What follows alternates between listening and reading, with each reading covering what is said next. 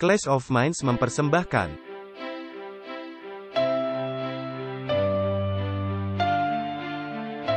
Walter Veith,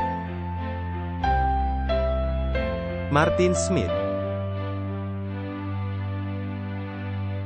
Martin Luther, tahun 1517. Konsili Trent, tahun 1545. Luka parah, tahun 1798.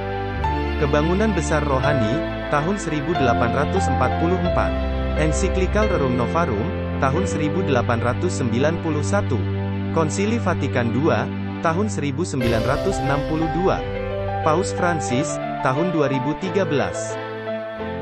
Ensiklikal Laudato Si Perawatan Rumah Kita Bersama, tahun 2015. Pandemi COVID-19, tahun 2019.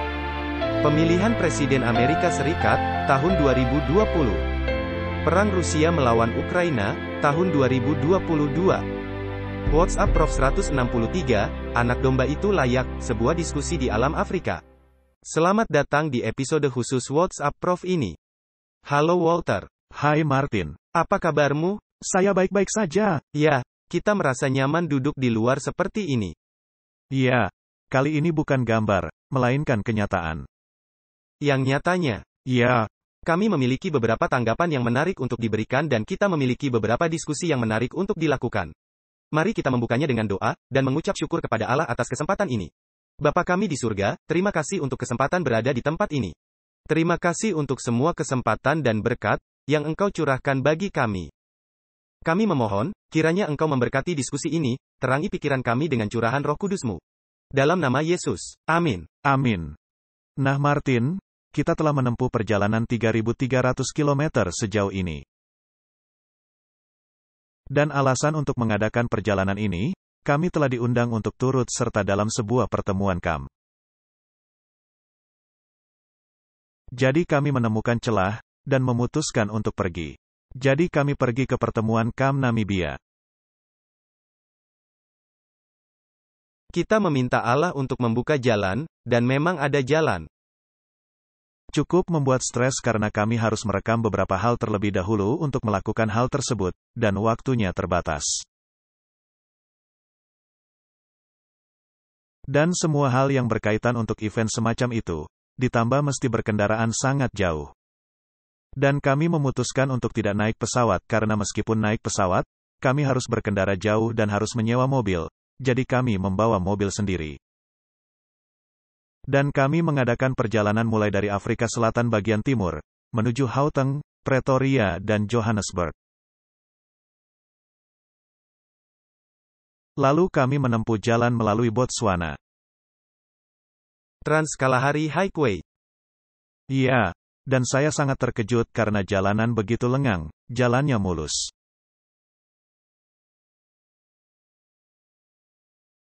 Dan saya tidak terbiasa kepada hal itu, karena di Afrika Selatan jalanan banyak yang rusak.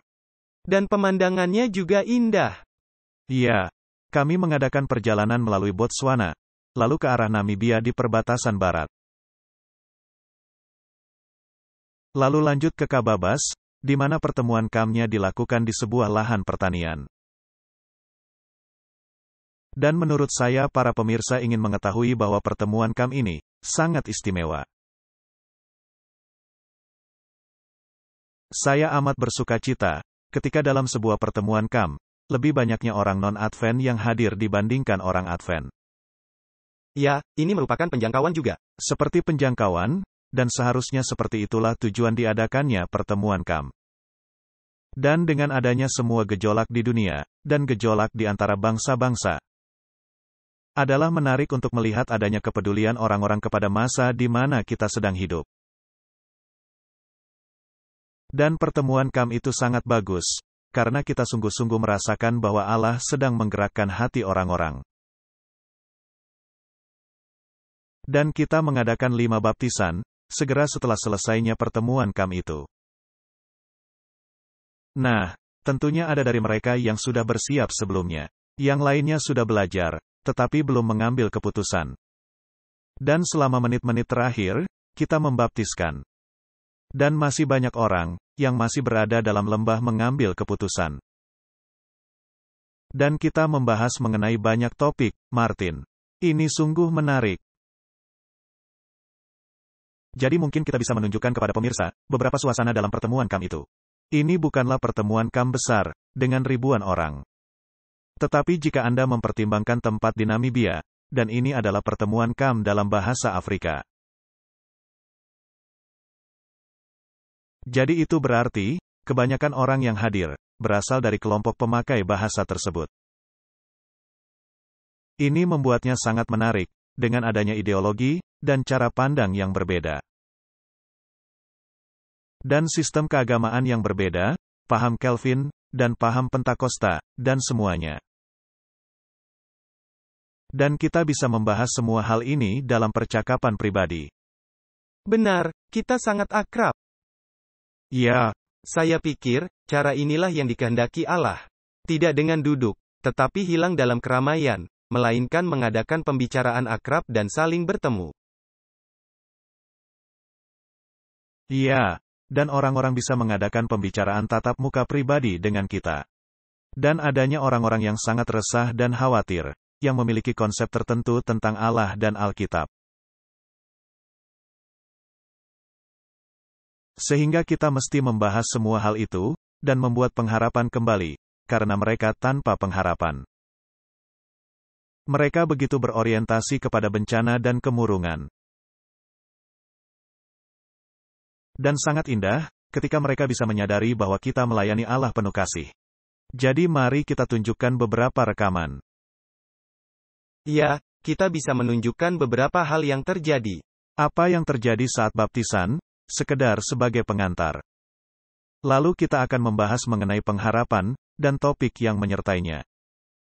Ya, dan Anda bisa menjabarkan sedikit apa yang dibahas dalam pertemuan KAM itu. Iya, mari lakukan itu.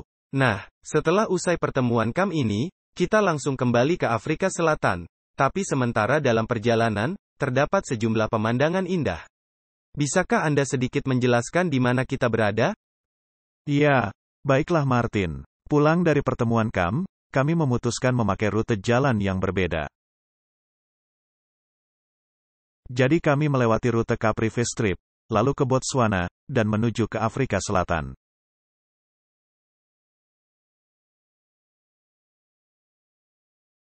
Dan adanya suara-suara burung-burung ini, yang terdengar di latar belakang. Nah, suara itu yang terdengar, itu adalah burung Afrikaan squirrel. Dan disebut quirrell, karena suaranya. Sebenarnya itu adalah burung louri abu-abu, dan merupakan burung semak-semak. Dan ini juga merupakan burung yang memberikan sinyal peringatan. Ketika ada ancaman, dan burung ini hinggap di pohon, dia akan mengeluarkan suara. Maka binatang-binatang segera menyadari adanya bahaya. Dan para pemburu tidak menyukai burung ini, karena selalu memberikan peringatan. Tetapi saya menyukainya karena memberikan peringatan dalam membunuh salah satu ciptaan Allah.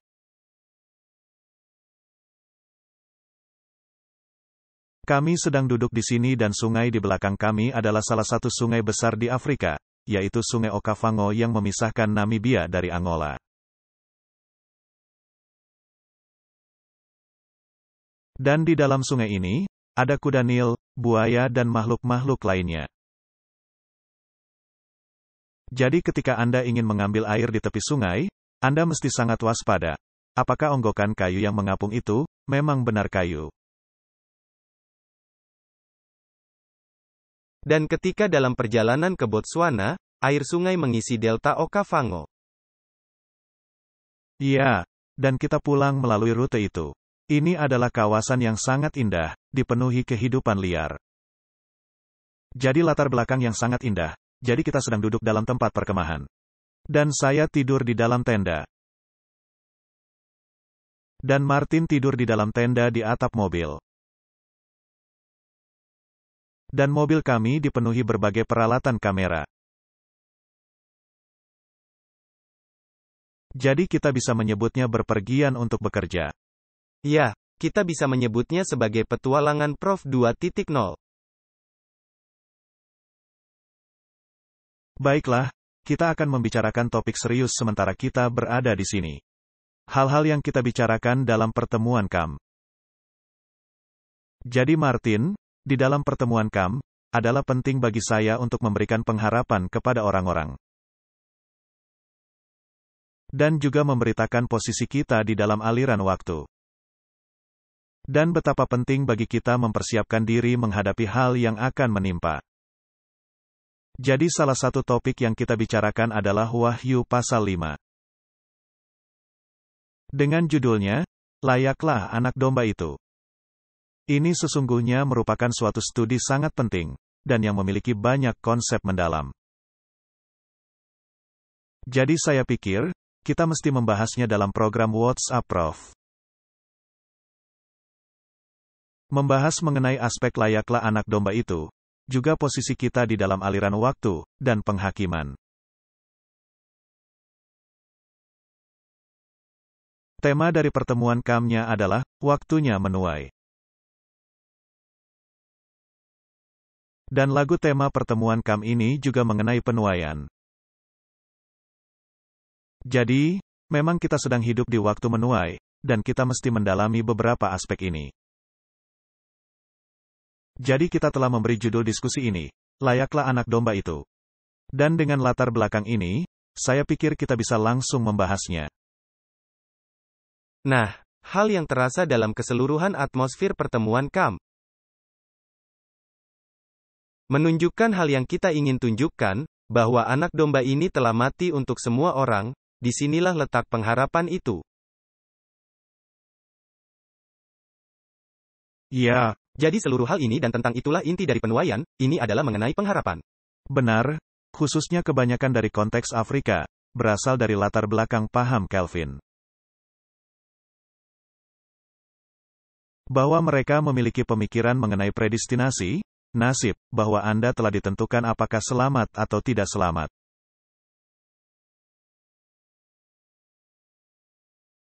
Ini merupakan teologi yang menyedihkan. Ini merupakan teologi yang menyelewengkan banyak cara berpikir.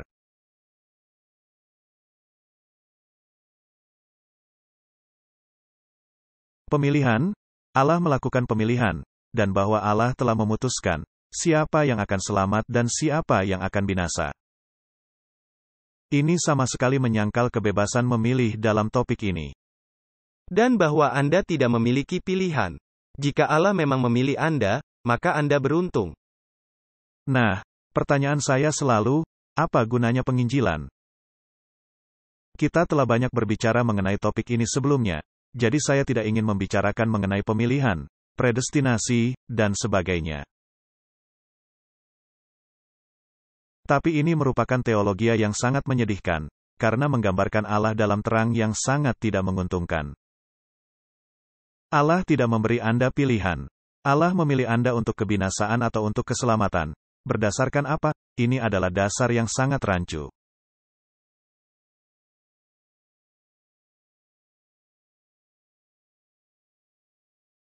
Dan seringkali, dalam wilayah yang sering ada konflik rasnya, maka kriteria yang mereka pakai adalah yang bersifat rasial.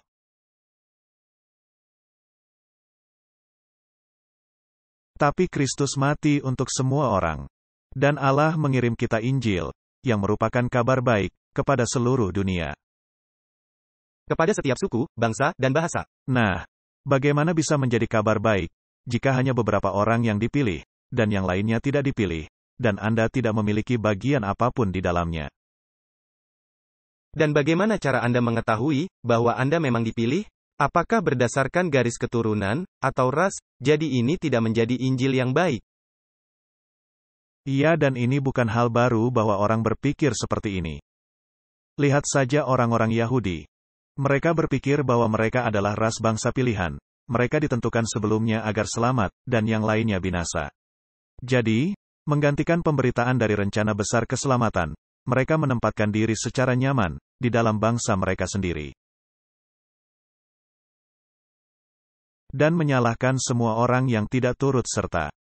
Jadi, merekalah yang diselamatkan, dan yang lain binasa. Dan jika Anda memiliki cara berpikir seperti itu, maka Anda tidak memiliki cara berpikir penginjilan.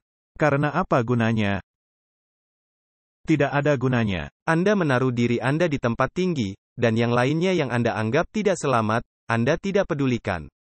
Nah, jika Anda membaca Perjanjian Lama, ada banyak ayat di mana orang-orang dari bangsa lain turut terlibat. Contohnya, Rut dan Naaman, atau Ratu dari Sheba.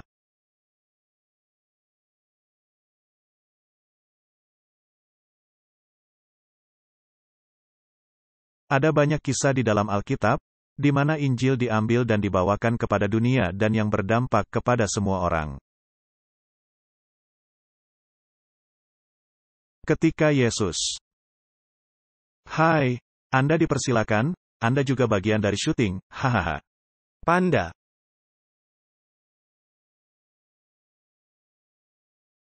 Dan Yesus pergi mengunjungi dan mengajar orang-orang Samaria. Dan para murid-murid merasa tidak senang. Apa yang sedang Tuhan lakukan? Kenapa dia melakukan ini? Kenapa dia membuang-buang waktu?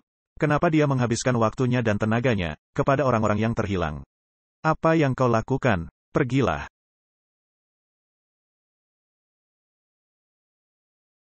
Dan Martin, sungguh mengejutkan bagi saya, bahwa orang-orang yang memiliki cara berpikir Calvinis, merupakan misionari besar dunia. Mereka pergi ke berbagai belahan dunia, guna memberitakan Injil, kepada setiap suku, dan bangsa dan kaum. Dan yang mempercayai hanya sebagian diselamatkan, sedangkan yang lainnya tidak, dan seringkali berdasarkan ras, seperti yang tadi kita katakan.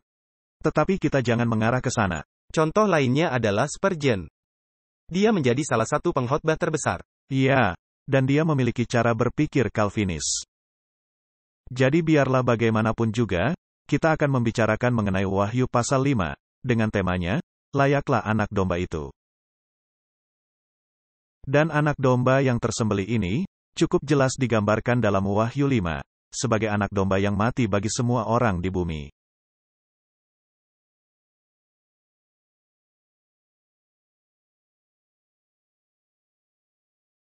Di sini ada kutipan dari buku Testimonies for the Church, jilid 9. Dan yang berkata, pasal kelima dari kitab Wahyu, mesti dipelajari dengan teliti. Ini merupakan hal amat penting bagi mereka yang akan turut serta dalam pekerjaan Allah di hari-hari terakhir. Ada beberapa orang yang disesatkan.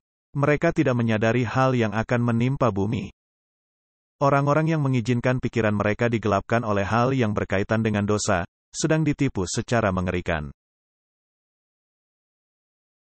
Kecuali mereka memutuskan untuk berubah, mereka akan didapati terlalu ringan, ketika Allah mengumumkan penghakiman kepada manusia.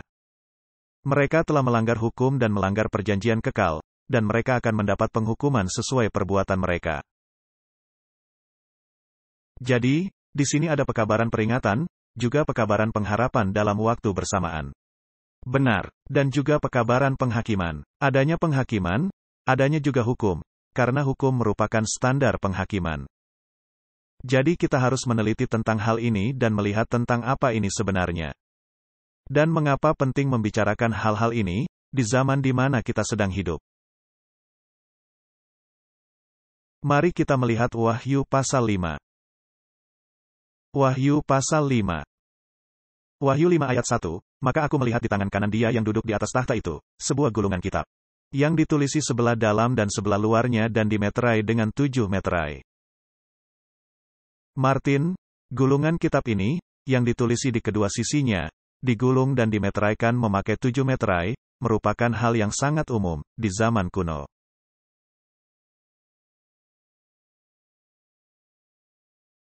Dan di dalam masyarakat Roma, sebuah surat wasiat atau perjanjian, kadangkala dimeteraikan memakai 7 meterai. Dan angka 7, seperti yang pernah kita diskusikan, bermakna, lengkap, penuh hingga ke ujung. Ini adalah makna dari akar kata Ibrani untuk angka 7. Dan ini tentunya perjanjian baru, yang ditulis dalam bahasa Yunani, dan itu pada dasarnya, arti dari kata 7. Jadi, adanya gulungan surat, yang dimeterai, memakai 7 meterai. Dan aku melihat seorang malaikat yang gagah, yang berseru dengan suara nyaring, katanya, Siapakah yang layak membuka gulungan kitab itu dan membuka meterai-meterainya? Tetapi tidak ada seorang pun yang di sorga atau yang di bumi, atau yang di bawah bumi, yang dapat membuka gulungan kitab itu atau yang dapat melihat sebelah dalamnya. Jadi ini adalah topik yang sangat serius. Tentu saja sangat penting, agar kitab ini dibuka. Nah, jika kita menduga, ini hanyalah perjanjian dan hanya sekedar surat wasiat, maka surat wasiat hanya bisa efektif, jika orang yang bersangkutan sudah mati. Benar. Anda mungkin adalah penerima wasiat dari ayah Anda, tetapi Anda tidak akan menerima apapun sampai ayah Anda meninggal dunia, benar? Ini adalah suatu perjanjian, suatu wasiat dan perjanjian. Dan tentunya ada warisan. Ada warisan dan ada penerima warisan. Tetapi harus ada orang yang mati, agar wasiat ini menjadi kenyataan. Nah, siapa yang akan membuka gulungan surat ini? Dan adalah sangat penting agar gulungan surat ini dibuka. Kalau tidak, warisannya akan hilang. Itu dia. Karena jika wasiatnya tidak dibacakan, maka tidak bisa ada pelaksanaan dari wasiat itu. Jadi sangat penting, harus ada orang yang didapati layak untuk membuka gulungan surat ini. Tentunya bukan orang sembarangan. Karena dikatakan dengan jelas, bahwa tidak seorang pun yang ada di surga. Jadi tidak ada seorang pun yang ada di surga, tidak ada makhluk ciptaan di surga. Tidak ada malaikat, tidak ada makhluk ciptaan dari wilayah lainnya. Tidak satu pun yang ada di sorga yang layak, juga tidak satu pun manusia di bumi. Jadi tidak ada manusia, yang bisa membuka gulungan surat ini. Atau yang di bawah bumi. Jadi tidak ada orang mati, yang bisa membukakan gulungan surat ini, karena mereka pada dasarnya orang mati. Jadi apa yang kita perlukan? Kita memerlukan suatu keadaan yang istimewa. Jadi tidak ada yang bisa membukakan kitab ini, atau melihat ke dalamnya. Dengan kata lain, Anda tidak bisa melihat isinya, kalau belum dibukakan.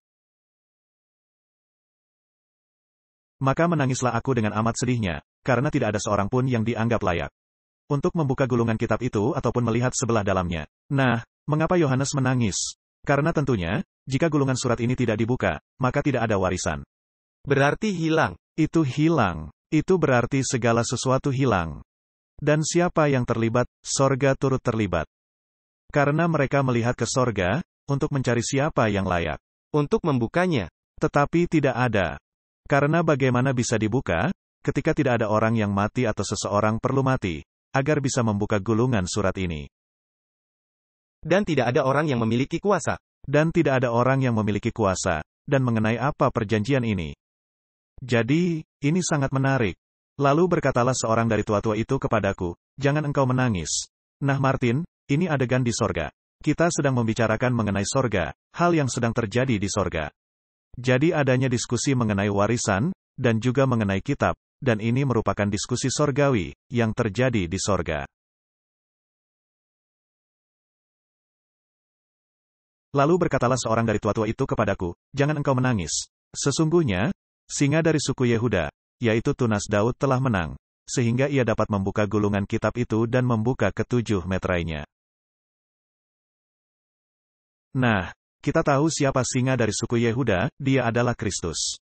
Nah di sini adanya penggambaran Kristus dalam bentuk kebesarannya, dalam kapasitas militer. Dan apakah juga bersifat raja? Ya, Kristus adalah dari singa dari suku Yehuda, dan singa juga melambangkan suku Yehuda. Dan sebagai singa, Kristus adalah penakluk, Kristus adalah raja, dan yang memimpin bala tentara sorga. Jadi ini menggambarkan kekuatan, kuasa, kemuliaan, dan semua hal ini. Dan hal yang menarik, bukan dalam kapasitas itu, Kristus mampu membukakan gulungan surat ini. Benar. Kristus tidak bisa membuka gulungan surat ini, dalam kapasitas ini. Jadi semua kekuatan di dunia, dengan kemuliaan dan kehebatannya, dengan segala kemampuan militer, tidak bisa memampukan Kristus membuka gulungan surat ini. Sebagai singa dari suku Yehuda, tapi itulah siapa Kristus. Itu salah satu gelar Kristus. Itu adalah sebuah gelar. Maka aku melihat di tengah-tengah tahta dan keempat makhluk itu dan di tengah-tengah tua-tua itu berdiri seekor anak domba seperti telah disembelih.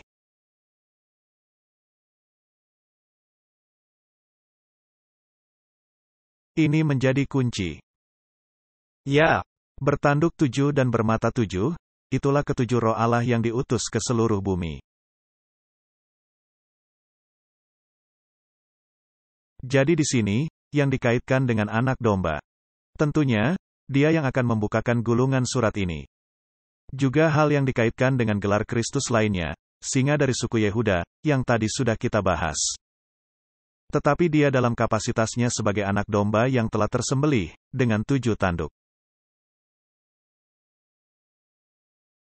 Nah, tanduk itu melambangkan raja atau penguasa. Lalu adanya tanduk lainnya dalam kitab Wahyu, tanduk kecil, yang bertumbuh dengan pesat. Jadi di sini ada 7 tanduk, yang juga meliputi suatu skala waktu. Suatu skala waktu bersejarah, dan kita membicarakan mengenai skala waktu, sejak gulungan surat itu dibukakan. Jadi, agar bisa dibukanya gulungan surat ini, harus ada orang yang mati. Nah di sini ada orang yang mati, seekor anak domba, yang telah tersembelih. Dan ini berarti dia mampu untuk membuka gulungan surat tersebut. Tetapi agar bisa membuka gulungan surat itu, jika dia adalah anak domba yang disembelih, dia mesti mati agar hal ini bisa efektif. Tetapi jika dia juga menjadi pewaris, ya, jika dia yang membukanya, dia harus hidup. Dia seharusnya yang menjadi pewaris. Maka dikatakan, seperti anak domba yang telah tersembelih, jadi dia hidup. Jadi dalam kapasitasnya sebagai anak domba yang telah tersembelih, sehingga Kristus bisa membuka gulungan surat ini, dan menjadi pewarisnya dalam waktu bersamaan. Ini merupakan kerumitan dari rencana keselamatan, yang sungguh-sungguh cemerlang. Dan adanya jumlah periode sebelum pasal 5, sebagai contoh pasal 3 dalam kitab Wahyu, yang membahas mengenai 7 jemaat. Itu merupakan periode waktu, sejarah dari gereja Kristen, dan hal yang menimpanya. Dan ini mengenai hal yang pernah kita sebutkan, suatu zaman kekristenan, keseluruhan periode. Dan kemudian zaman berbeda-beda dalam periode itu, yang membentuk gereja-gereja ini beserta meterainya. Benar. Dan jika Anda membaca mengenai 7 jemaat, adanya pemikiran mengenai konflik. Karena dimulai dengan jemaat yang pertama, yang dipenuhi dengan semangat berapi-api, dengan Injil yang masih murni. Lalu adanya kemerosotan, dan diikuti oleh gereja abad pertengahan, yang merupakan gereja dalam kegelapan. Lalu adanya terang yang kembali muncul dari kegelapan itu, dan diikuti oleh jemaat terakhir, dalam keadaan Laodikianya. Jadi adanya aliran ini dalam sejarah. Jadi angka 7, periode 7 waktu, Kristuslah yang mengendalikan di dalam 7 periode waktu ini. Dia memiliki 7 mata, dia adalah Allah, dan melihat segala sesuatunya. Dan dia akan memberikan kita informasi mengenai peperangan ini. Dan keputusan yang mesti kita ambil, yang berkaitan dengan peperangan ini. Dan dengan pilihan-pilihannya, pihak mana yang akan kita ambil. Dan di sini adanya diskusi sorgawi, yang mengungkap pembukaan meterai gulungan surat ini.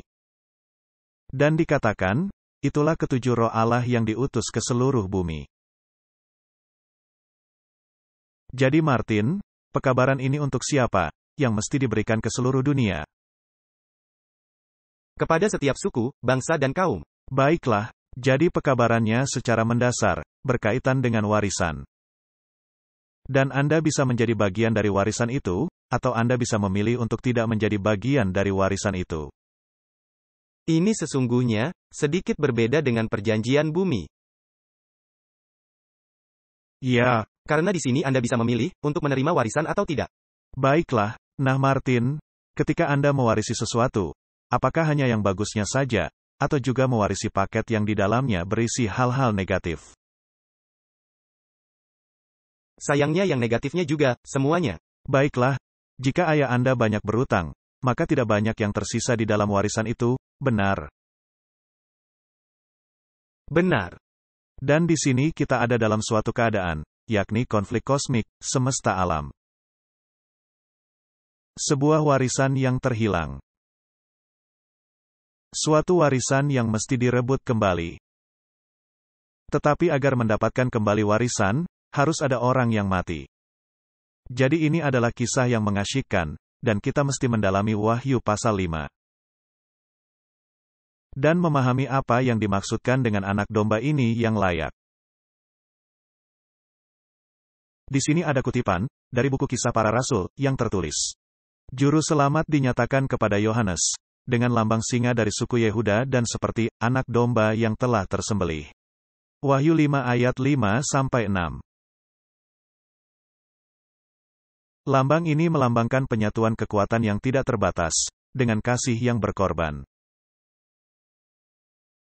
Singa dari suku Yehuda, begitu dahsyat kepada para penolak kasih karunia-Nya, akan menjadi anak domba Allah, bagi umat yang mematuhi dan setia. Ini dinyatakan dengan sangat indah. Dengan indah, sekarang Anda bisa memahami bagaimana kedua hal ini bisa berjalan bersama. Tiang api, yang membahas mengenai ketakutan, dan murka bagi para pelanggar hukum Allah. Adalah merupakan tanda terang dan belas kasihan, dan kelepasan bagi umat yang telah menuruti hukum-hukum Allah. Allah telah senantiasa menjadi bagian besar. Ketika bunyi dari sangkakala terakhir mencapai rumah penjara orang-orang mati, dan orang-orang benar akan bangkit dengan kemenangan, akan berseru. Oh maut di mana sengatmu, oh maut di mana kemenanganmu? Anak-anak Allah yang akan berdiri bersama-sama Allah, Kristus, dan para malaikat, dengan para umat yang setia sepanjang zaman. Anak-anak Allah akan bergabung dalam kelompok terbesar itu. Murid-murid sejati Kristus mengikutinya selama konflik sengit, menahan penyangkalan diri, dan mengalami kekecewaan pahit. Tapi hal ini mengajari mereka rasa bersalah dan penderitaan dosa. Dan mereka semua akan dibawa untuk melihatnya dengan kengerian. Turut serta dalam penderitaan Kristus, mereka pada akhirnya akan turut serta dalam kemuliaan-Nya. Bukankah itu kutipan yang indah? Ini meringkaskan keseluruhan rencana keselamatan dalam sebuah sudut pandang. Baiklah, ketika Kristus membuka gulungan surat itu, dan kita membaca mengenai warisan yang besar. Kita juga membaca mengenai harga yang dibayarkan guna merebut kembali warisan itu. Kita juga membaca mengenai konflik yang terjadi dalam merebut kembali warisan itu. Inilah mengapa Yohanes menangis sedih, karena segala sesuatunya akan hilang jika gulungan surat itu tidak dibuka.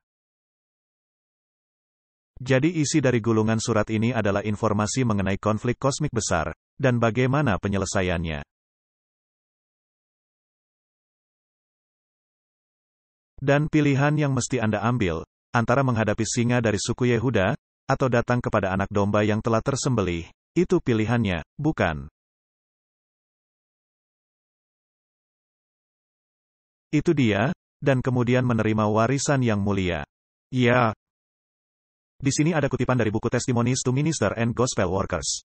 Juru selamat yang ditinggikan, akan muncul dalam pekerjaannya yang efektif sebagai anak domba yang tersembelih. Yang duduk di atas tahta, untuk memberikan berkat perjanjian yang tak ternilai. Manfaat dari kematiannya guna membeli setiap jiwa yang percaya kepadanya. Yohanes tidak bisa mengungkap kasih itu dalam kata-kata. Ini terlalu dalam, terlalu luas. Dia memanggil seluruh keluarga manusia untuk menyaksikannya. Kristus sedang menghimbau gereja dan pengadilan sorga di atas, menghimbau umat di mana dia telah membayar harga penebusan dengan darah kehidupannya. Abad-abad, zaman demi zaman tidak bisa mengurangi keefektifan dari pengorbanan yang mendamaikan itu.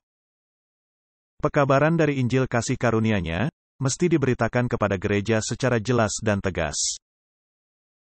Sehingga dunia tidak lagi berkata, para penganut Advent hari ke-7, hanya berbicara mengenai hukum, tetapi yang tidak mengajarkan atau mempercayai Kristus. Wah, itu sebuah pernyataan yang cukup menegur. Ya, karena banyaknya orang yang masih melakukan hal itu. Ya, banyak yang melakukannya, mereka meyakini bahwa jika mereka selaras kepada hukum, mereka akan mendapatkan kebenaran. Karena jiwa yang tidak benar, tidak bisa menghidupkan dirinya sendiri dari kematian, hanya Kristus yang bisa. Jadi hukum itu penting, karena yang menghukum kita. Tetapi siapa yang melepaskan kita dari kutuk hukum? Hanya Kristus. Hanya Kristus yang melepaskan kita dari kutuk hukum. Jadi pekabaran Injil adalah benar-benar mengenai pembenaran oleh iman. Dan yang seperti pernah Anda jelaskan, ini sesungguhnya yang menjadi intinya.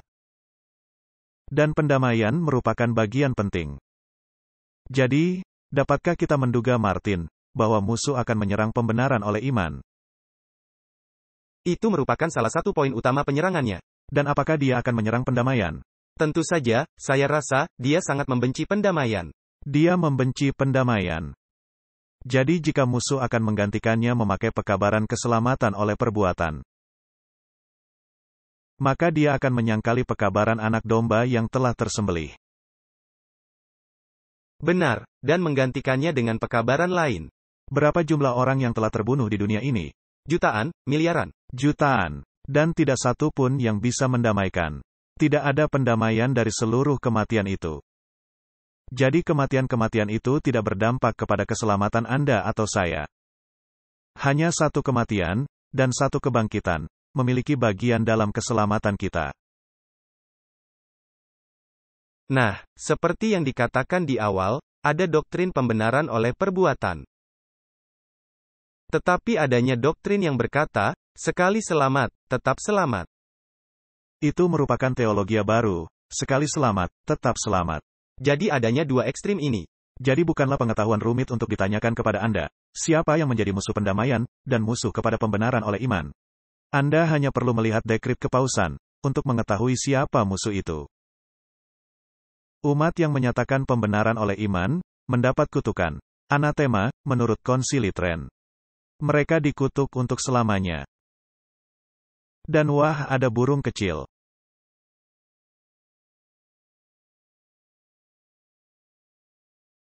Dan penyerangan kepada pendamaian, merupakan suatu tindakan nekat. Dan kelompok Jesuit memiliki tujuan menyerang pendamaian, dengan mengatakan, Yesus tidak pernah mati untuk Anda. Itu hanya sekedar teladan. Dan mereka menaruh santo, orang suci, mereka, dalam level yang sama bahkan lebih tinggi daripada Kristus. Salah satu santo yang kaum Jesuit suka tinggikan, dan dibandingkan dengan kaitannya dengan pendamaian adalah Santo Francis.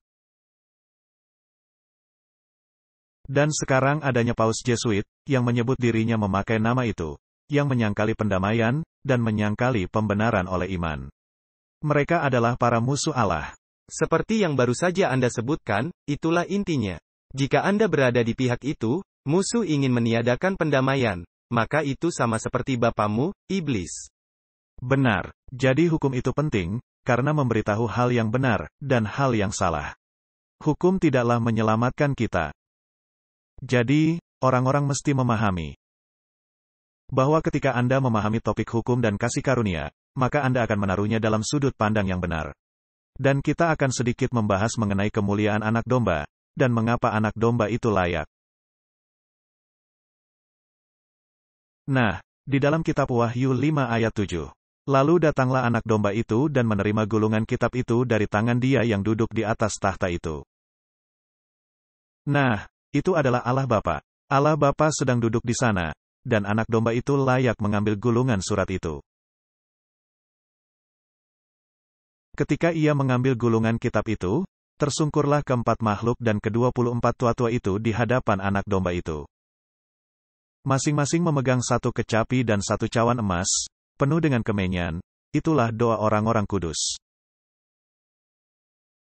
Nah, ini merupakan gambaran yang sangat indah, Martin.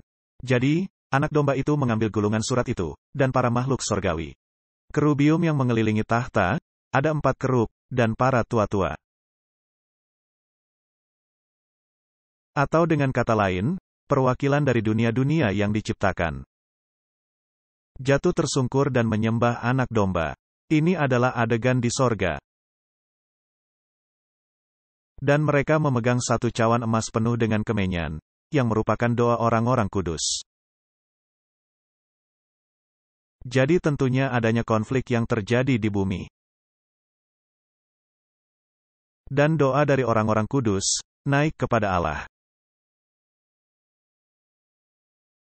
Wah, saya suka suara burung ini. Doa-doa itu dipanjatkan kepada Allah, dan yang merupakan bagian tak terpisahkan dari hal yang sedang terjadi di sorga. Jadi, sorga tidaklah terputus dari bumi. Tidak. Sorga terhubung melalui doa-doa. Ini juga kembali kepada teologia, bahwa Allah menciptakan.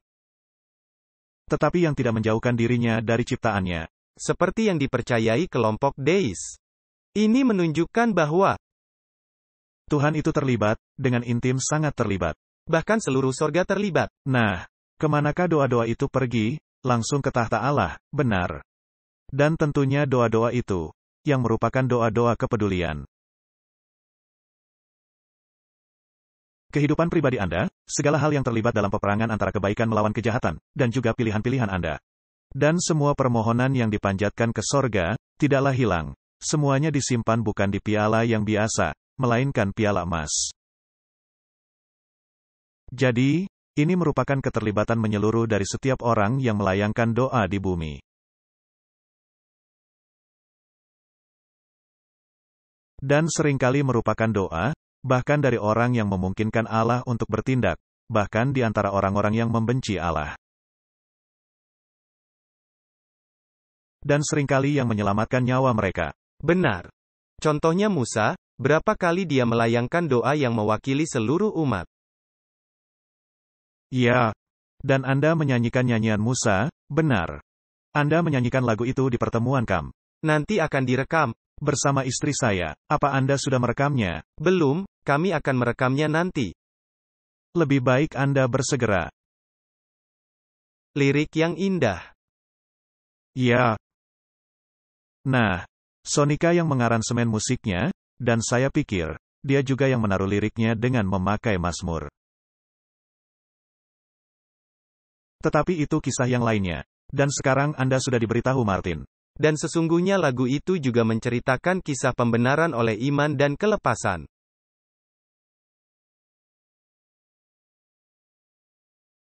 Mari kita melihat review and herald, dan melihat apa yang dituliskan mengenai piala emas, penuh dengan kemenyan, yang merupakan doa dari orang-orang kudus.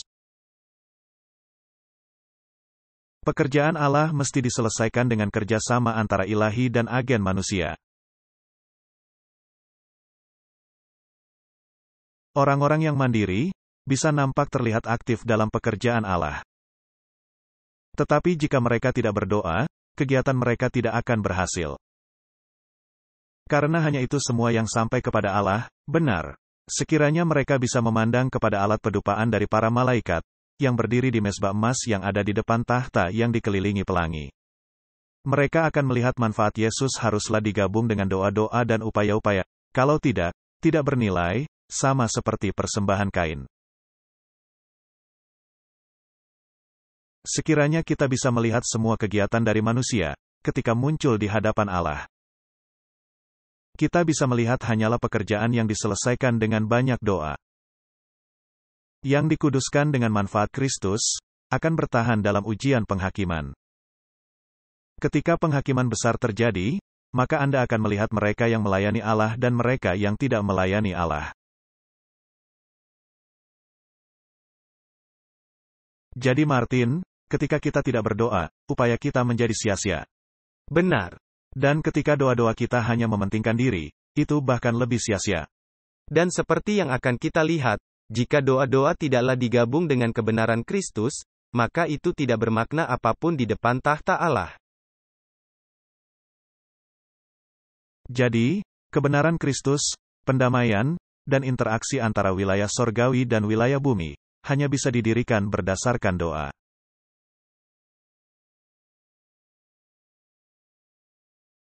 Dan ketika Anda membaca berbagai bagian dari tulisan Roh Nubuat, lagu-lagu, juga membentuk doa dalam pelayanan ilahi dan kebaktian.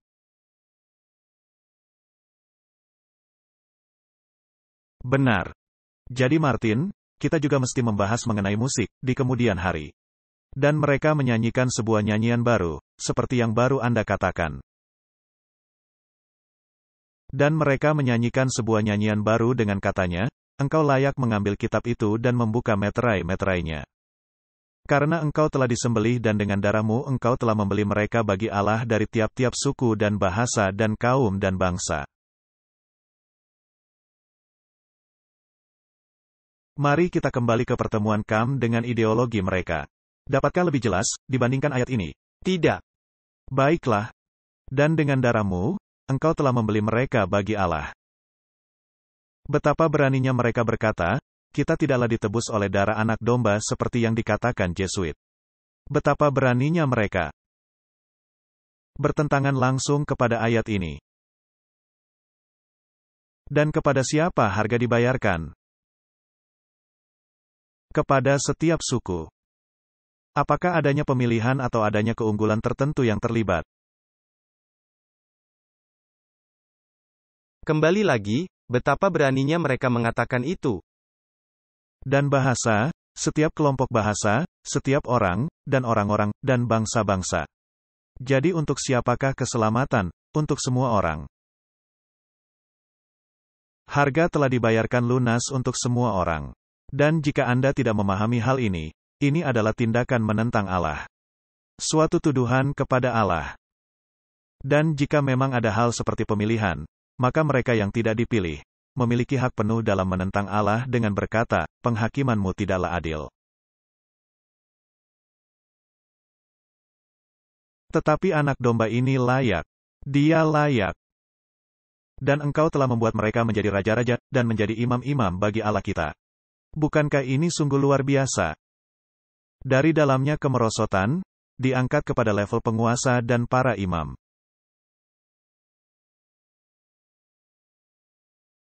Nah, para imam adalah mereka yang mewakili Allah. Dan ketika Anda mewakili Allah dalam terang yang palsu, maka timbul masalah serius, benar. Dan mereka akan memerintah di bumi. Maka aku melihat dan mendengar suara banyak malaikat sekeliling tahta. Makhluk-makhluk dan tua-tua itu, jumlah mereka berlaksa-laksa dan beribu-ribu laksa. Itu artinya jutaan, dan merupakan kelompok sangat besar. Katanya dengan suara nyaring, anak domba yang disembelih itu layak untuk menerima kuasa, dan kekayaan, dan hikmat, dan kekuatan, dan hormat, dan kemuliaan, dan puji-pujian.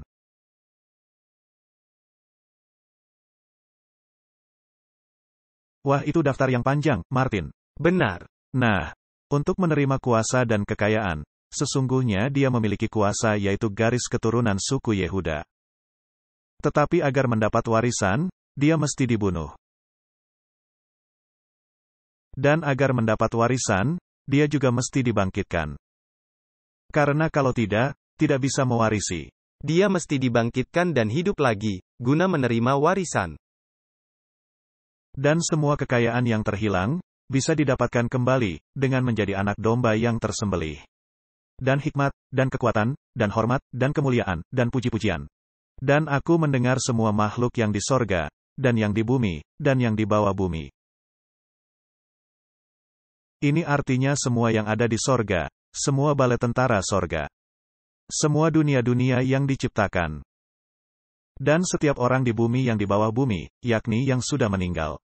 Dan yang di laut, di antara bangsa-bangsa, atau arti literal, yang terkubur di laut.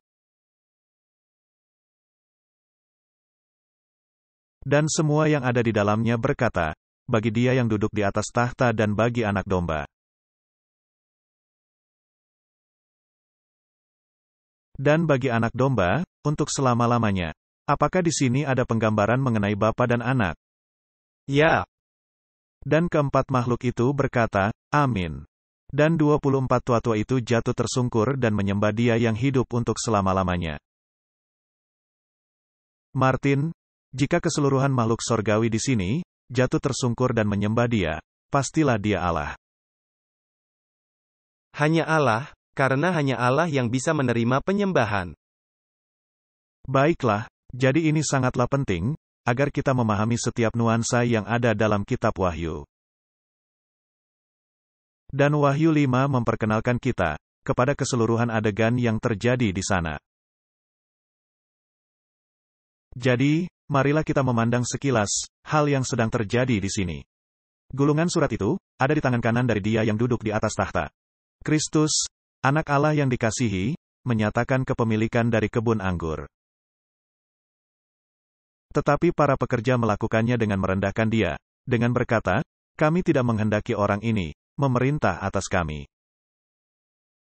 Mereka membenci standar kebenaran tertinggi yang senantiasa disampaikan oleh Kristus. Mereka melihat pengajarannya, menempatkan diri mereka dengan kepentingan diri mereka sendiri, dibeberkan. Dan mereka bertekad untuk membunuhnya. Mereka membenci teladannya mengenai ketulusan dan kesalehan, dan spiritualitas yang ditinggikan dalam segala hal yang Dia lakukan. Nah, Anda lihat, bahkan para pengikut Kristus mesti melewati hal ini sekarang ini. Ya, tentu saja. Pilatus bertanya, "Haruskah aku menyalibkan rajamu?" Dan dari para imam dan penguasa, datanglah jawaban, "Kami tidak memiliki raja selain Kaisar." Martin, apakah orang-orang Kristen dan dunia Injili ada dalam jalan yang sama? Tentu saja. Apakah mereka sedang berkata, "Kami tidak memiliki raja selain Kaisar dengan Paus sebagai kepala pergerakan oikumene"? Dan dengan mematuhi perintahnya, bukankah mereka sedang menyembahnya? Pastilah demikian. Ketika Pilatus membasuh tangannya sambil berkata, "Aku tidak bersalah atas darah orang benar ini." Para imam yang bergabung dengan gerombolan orang-orang yang tidak mengetahui, menyatakan dengan bersemangat, "Darahnya tertanggung atas kami, dan anak-anak kami." Demikianlah para pemimpin Yahudi telah mengambil keputusan mereka. Keputusan mereka didaftarkan dalam kitab, yang Yohanes lihat di tangan Dia yang duduk di atas tahta. Karena di dalam kitab warisan, ada juga deskripsi dari konflik. Dan siapa yang menerimanya, dan yang tidak menerimanya. Karena bagian dari warisan, bukan hanya kerajaan direbut kembali, melainkan juga warganya ditebus.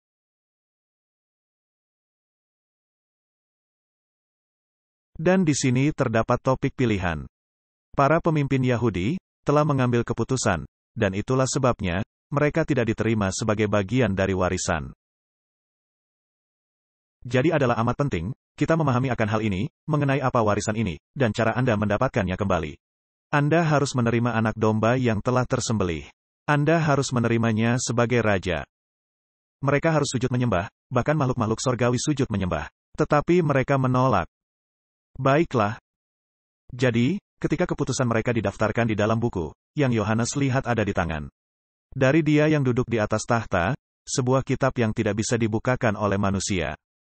Dalam semua pembalasannya, keputusan ini akan muncul di hadapan mereka, di hari ketika kitab ini dibukakan meterainya, oleh singa dari suku Yehuda. Jadi Martin, kitab ini berisi sejarah itu. Tapi sejarah itu terjadi 2000 tahun silam. Apakah Anda ingin menjadi bagian dari sejarah itu? Saya ingin, karena kalau tidak, saya tidak bisa menjadi pewaris.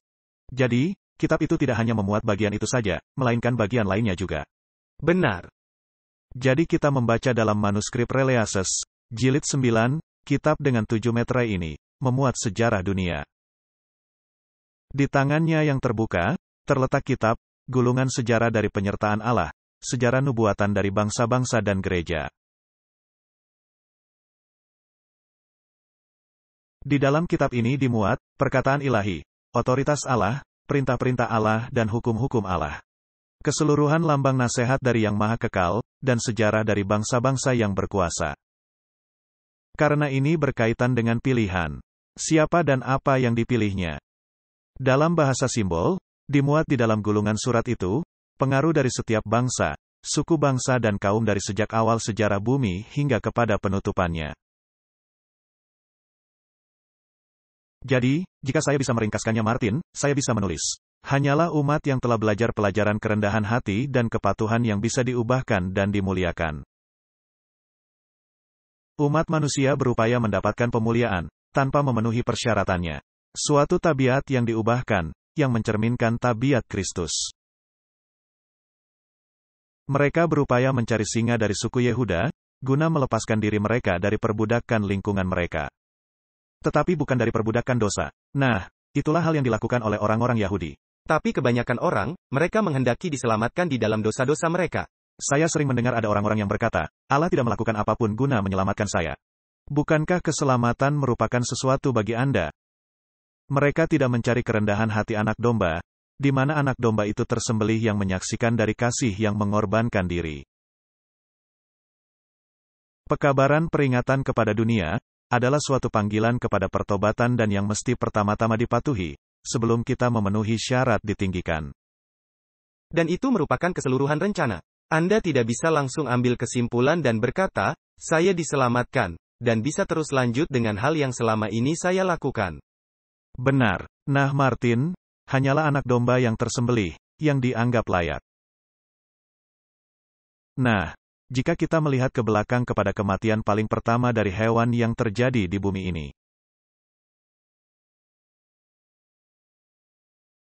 Adam dan Hawa telah berdosa, dan mereka bersembunyi. Ya. Dan mereka melihat diri mereka telanjang. Mereka telah kehilangan jubah kebenaran, yang sebelumnya menutupi mereka. Dan mereka bersembunyi, dan membuat cawat dari daun-daun pohon ara. Nah, umat manusia sangat menyukai baju yang terbuat dari daun-daun pohon ara, dan menolak jubah kebenaran dari anak domba.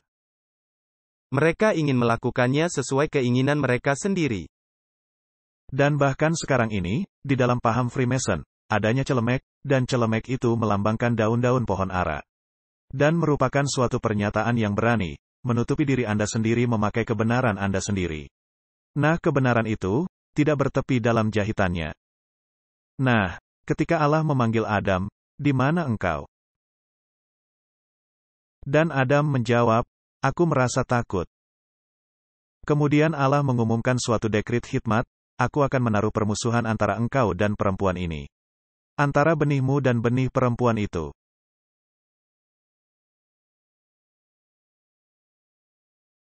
Dan dia akan meremukkan kepalamu, dan engkau akan meremukkan tumitnya.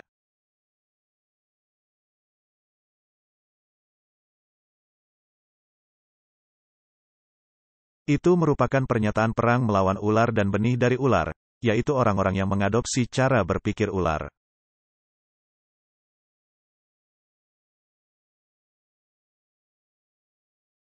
Dan benih dari perempuan itu. Nah, benih itu ada dalam bentuk tunggal, dan yang menurut Paulus, merujuk kepada Kristus. Dan semua orang yang berada dalam benih itu, yang berada di dalam Kristus, merupakan bagian dari janji ini. Tetapi akan ada permusuhan, dan kemudian hewan harus mati. Alkitab tidaklah mengatakan jenis hewan apa yang mati, yang penting mesti hewan yang halal. Siapa yang membunuhnya, jika ketika kita melihat bait suci, orang berdosalah yang mesti menyembelih anak domba. Jadi saya menduga, Adam mesti menyembelih hewan pertama. Tetapi kemudian dikatakan, Allah mengambil kulit hewan dan membuat jubah, dan menutupi Adam dengan kulit hewan.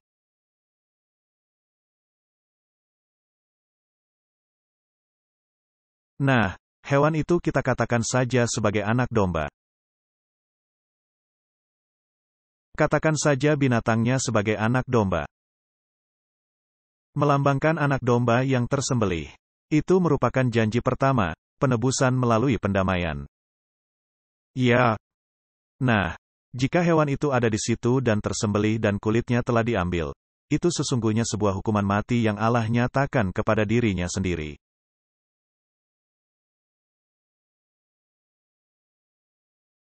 Itu dia. Karena Allah mewakili hewan yang tersembelih itu.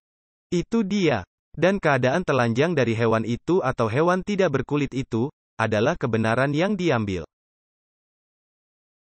Dan agar mengambil kulit itu dan menempatkannya kepada Adam dan Hawa, karena Allah membuat kulit bagi Adam dan Hawa.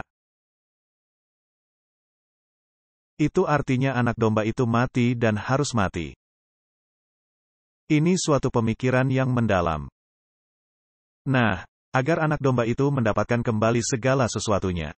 dan membuka meterai gulungan surat dan mampu melakukan segala sesuatunya, maka harus ada kebangkitan.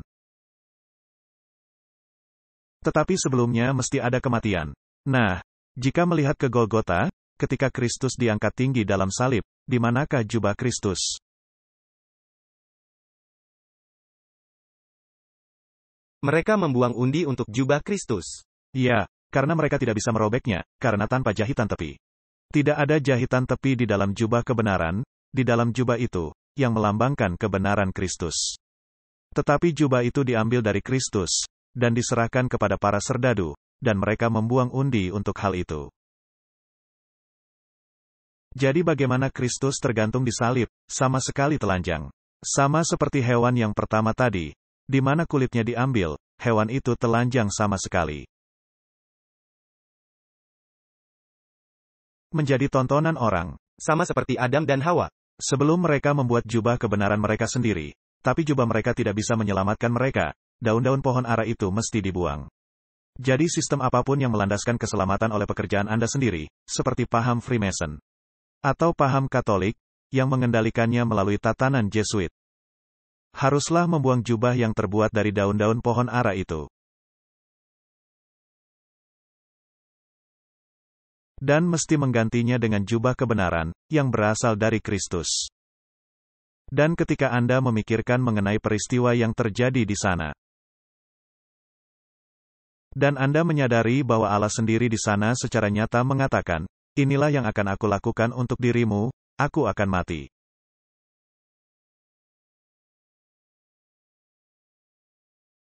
Itulah satu-satunya cara, aku mampu mendapatkan kembali warisan itu. Ini sesungguhnya sulit dipahami. Aku akan mengadakan perseteruan antara engkau dan perempuan ini, antara benihmu dan benih perempuan itu, dan benih perempuan itu akan meremukkan kepalamu. Nah, jika Anda maju secara cepat ke zaman Daud, ketika Daud berperang melawan Goliat, itu merupakan kisah perlambangan lainnya. Dan orang-orang Filistin melambangkan setan, benar. Dan menarik, jika Anda terus membaca, dikisahkan mengenai saudara-saudara Goliat, yang memiliki 6 jari tangan.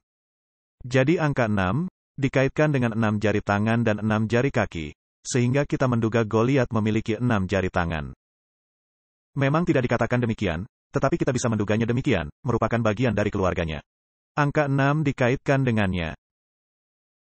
Lalu Daud pergi, dan mencari 5 batu kecil. Dia memilihnya. Nah, angka 5 adalah angka manusia. Anda memiliki 5 indera, benar. Jadi, Daud memilih 5 batu kecil. Nah, itu cukup untuk Goliat. Juga cukup untuk saudara-saudaranya, yang kemudian dibunuh oleh Daud, dan lanjut dengan yang lain, oleh bangsa Israel.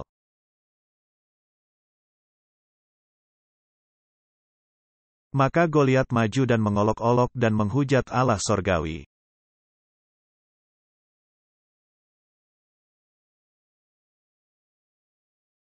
Siapa ini orang Filistin tak bersunat, sehingga dia berani mengolok-olok Allah bangsa Israel? Dan ketika dia maju, dia berkata, anjingkah aku ini, sehingga engkau mendatangi aku dengan batu dan tongkat? Dan pastinya dia mengangkat helmnya guna melihat dengan lebih jelas, dan itu merupakan hukuman mati baginya, dan dia dihantam batu di dahinya. Apa yang ada di dahi Anda, Martin? Tempat mengambil keputusan kognitif, prefrontal cortex. Jadi itu yang dihancurkannya dalam batok kepalanya. Dan kemudian Daud memenggal kepala Goliat dengan pedangnya sendiri. Nah, apa yang dilambangkan oleh pedang? Apa itu pedang roh? Firman Allah. Firman Allah. Jadi, pedang Goliat pastilah kata-katanya sendiri. Kepalanya dipenggal oleh pedangnya sendiri, jadi kata-katanya sendiri yang menghukumnya. Nah, jika dia melambangkan setan, bukankah dia menjadi pendusta sejak mulanya? Itu dia, kebenarannya sendiri. Kita sudah membicarakan mengenai dusta di ceramah yang sebelumnya. Dan salah satu dusta, yang dia sajikan ialah, engkau tidak memiliki juru selamat. Tidak ada penebus. Tidak ada pendamaian. Engkau mesti mengerjakannya sendiri. Lalu Daud mengambil peralatan perang, dan Alkitab mengatakan, dia mengambilnya dan membawanya ke tendanya sendiri. Dan dia tinggal di Bethlehem, kota roti. Nah, perlambangannya begitu indah. Tetapi peralatan perang kepala, Daud tidak mengambilnya dan menaruhnya di tendanya sendiri, melainkan membawanya ke kota Yerusalem. Nah, itu merupakan praktek di zaman kuno. Jadi Daud memegang kepala Goliat di tangannya, dan membawanya ke kota Yerusalem, dan dibawa ke puncak gunung. Dan pada dasarnya, dia memberitahu orang-orang Yebus, yang menduduki kota Yerusalem pada masa itu. Kalian akan menjadi korban berikutnya. Dengan kata lain, kota Yerusalem, yang merupakan perlambangan dari semua penebusan, akan ditaklukkan. Dan orang-orang Yebus, hampir saja saya mengatakan Jesuit, yang memang sangat dekat pengucapannya, akan diusir keluar. Dan di atas puncak bukit itu, Daud berdiri sambil memegang tengkorak dan berkata, "Apa yang terjadi kepada Goliat, akan terjadi juga kepada kalian. Dan hal yang terhilang dan direbut oleh musuh Allah, akan didapatkan kembali." Martin, apakah mungkin Daud mengubur tengkorak itu di puncak gunung?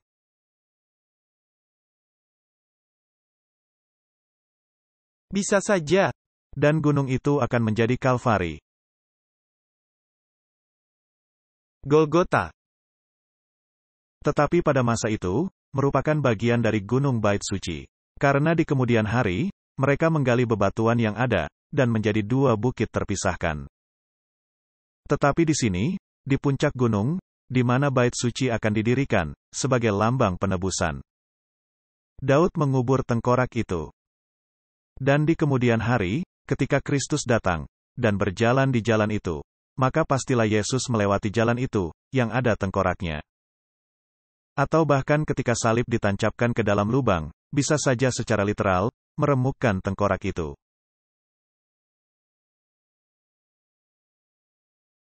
Dan ada satu contoh dalam museum di kota Yerusalem tentang penyaliban.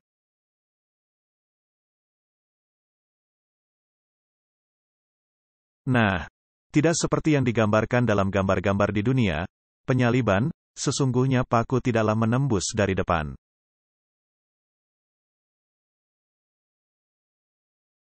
Melainkan menembus di sisi tumit, kemudian dipakukan ke tonggak dari samping. Itulah yang ditemukan dalam salah satu arkeologi.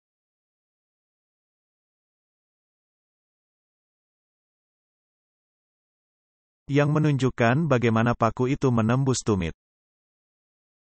Jadi, tengkorak diremukkan, dan tumit Kristus diremukkan.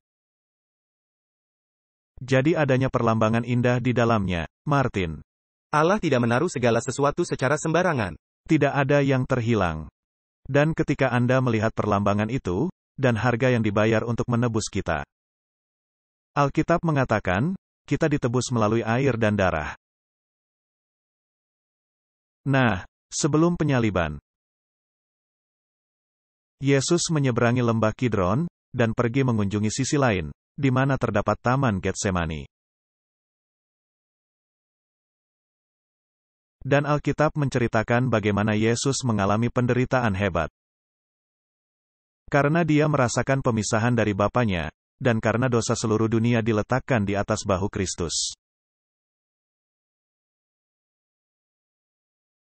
Dan tekanan itu, menyebabkan air dan darah keringat, dan darah bercampur dan menetes dari wajah Yesus di taman itu.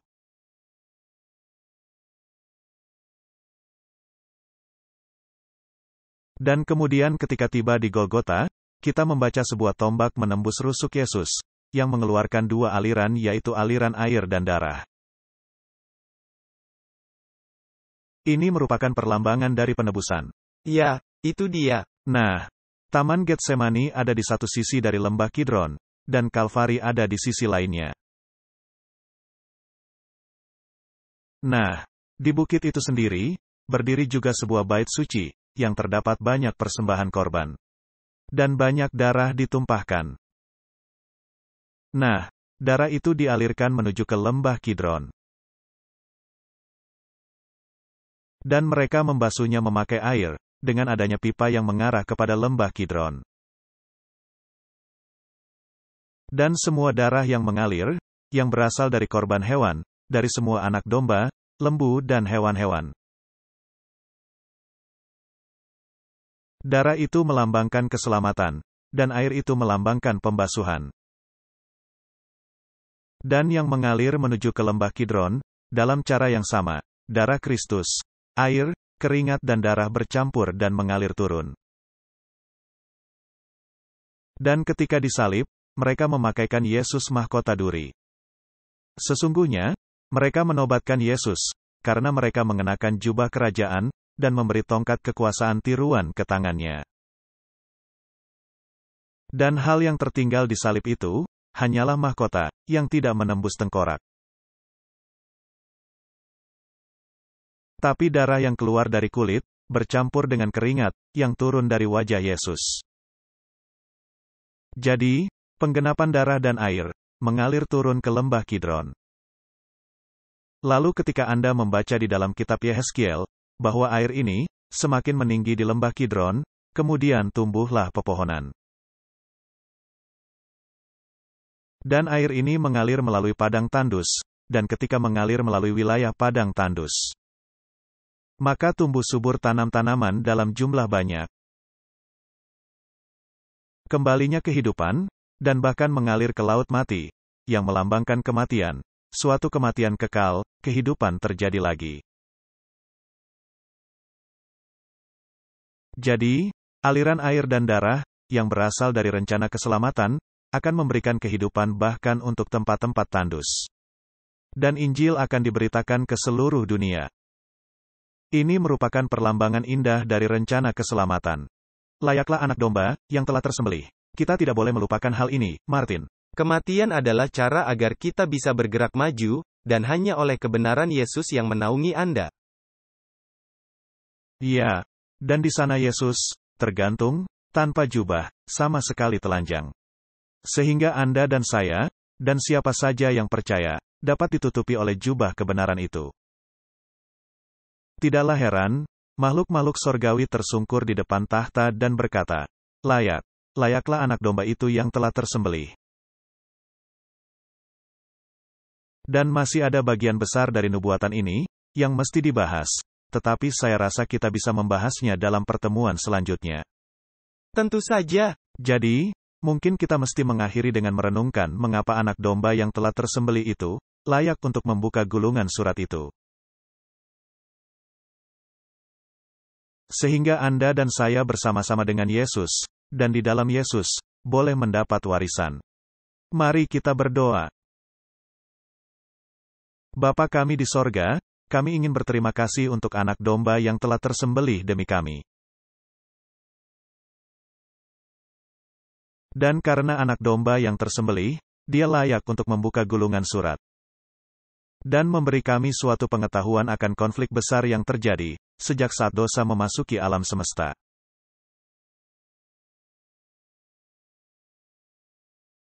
Kepada penutupannya, yang sudah di depan mata. Tolonglah kami memahami topik ini dan menyerapnya. Dan memahami tabiat Allah, yang mati bagi kami. Allah yang mencurahkan darahnya bagi kami, dan Allah yang membasuh kami dengan air hidup, sehingga kami tidak lagi mengalami kehausan. Terima kasih untuk karunia keselamatan, dan kami memohonnya di dalam nama Yesus. Amin. Amin. Diproduksi oleh Clash of Minds.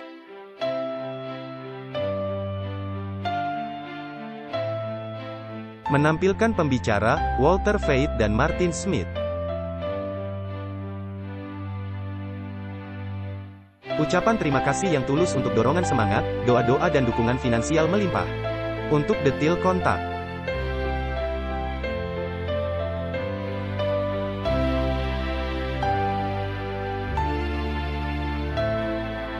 Kami memuji Juru Selamat kami, Yesus Kristus, yang setia dan sejati untuk kasih karunia, belas kasihan dan kesempatan istimewa bekerja di kebun anggurnya, guna menjangkau jiwa-jiwa bagi kerajaannya yang sudah dekat.